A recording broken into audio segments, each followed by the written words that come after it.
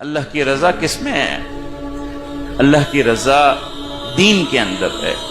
اللہ کی رضا دین پر چلنے میں ہے، اور دین پر چلنا، عبادت گزار بننا کیا قربانی مانگتا ہے؟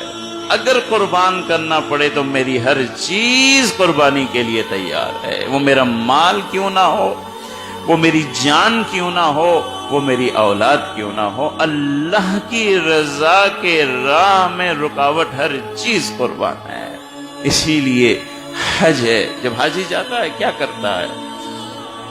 اپنی ہر نعمت کو، گھر تو سفر ہے چھوٹ جاتا ہے، رشتہ دار چھوٹ جاتے ہیں، اولاد چھوڑ دیتا ہے، چھوڑتے چھوڑتے چھوڑتے چھوڑتے آخر لباس بھی اسے چھوڑنا پڑتا ہے، احرام پہننا پڑتا ہے۔ پھر مکہ میں وہ ساری عمارتیں بھی چھوڑنی پڑتی ہیں، ہوٹل بھی چھوڑنے پڑتے ہیں، آخر جا کے خیموں میں ٹھہرتا ہے، اور پھر ایک رات آتی ہے کہ وہ خیمے بھی چھوڑنے پڑتے ہیں۔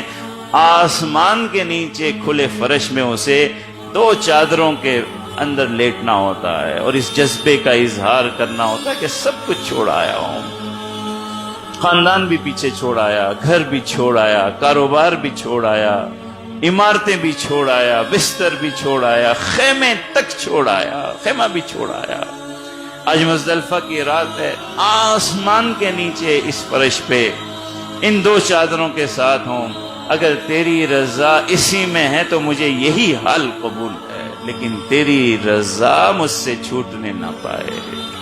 میری زندگی کا مقصد اے اللہ تیری رضا ہے، تیری رضا ہے، کسی قیمت پر۔